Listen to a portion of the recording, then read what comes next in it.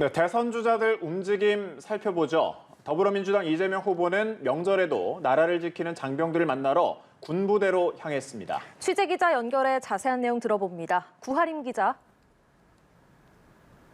네, 이재명 후보가 향한 곳은 김포에 있는 해병대 이사단입니다. 경계 책임구역이 가장 긴 부대라고 합니다.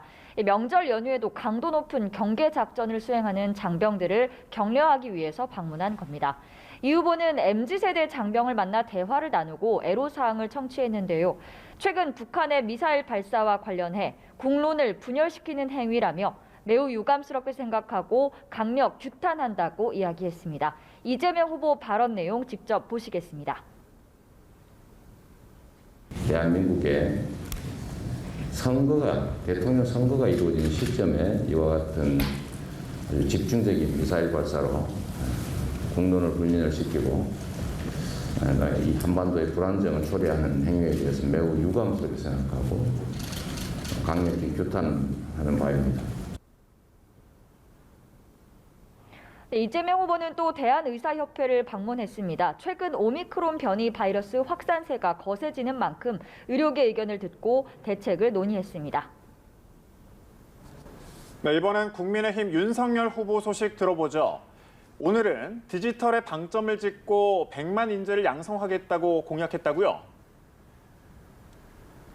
네, 그렇습니다. 국민의힘 윤석열 후보는 디지털 지구시대 경제 비전을 발표했습니다.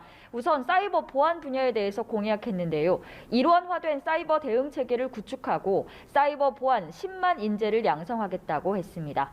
또 글로벌 경제, 글로벌 산업 패러다임을 바꿔야 한다며 인재 양성 계획도 공약했습니다. 실습형 디지털 영재학교를 세워서 100만 디지털 인재를 양성하겠다는 내용입니다. 윤석열 후보 발언도 직접 보시겠습니다.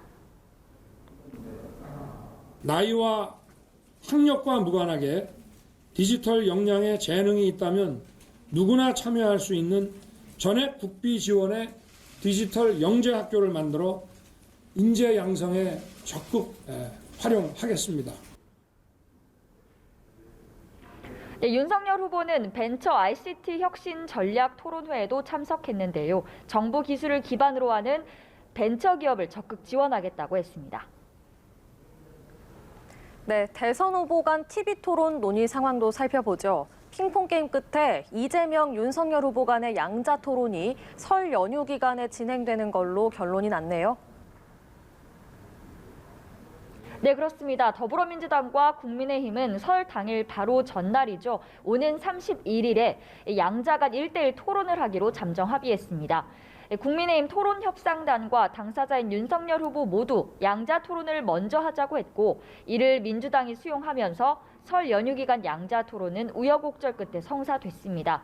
윤석열 후보는 이재명 후보와 양자 토론을 했으면 하는 게 자신의 바람이라며 이재명 후보에게 질문할 것도 많다고 직접 이야기했습니다. 이재명 후보도 취재진과의 질의응답에서 양자 토론이라도 언제든 어떤 주제든 수용한다고 말했습니다. 다만 다른 후보의 기회를 박탈하지 않는 방식의 토론을 하는 게 좋다고 생각한다. 또 토론에 조건을 달지 않았으면 좋겠다고 덧붙였습니다.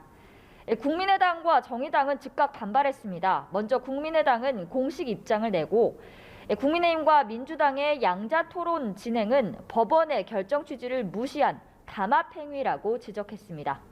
정의당 이동영 수석 대변인은 다자 토론이 우선이라며 양 후보를 향해 국민이 요구하는 다자 토론에 성실하게 임할 것을 촉구했습니다.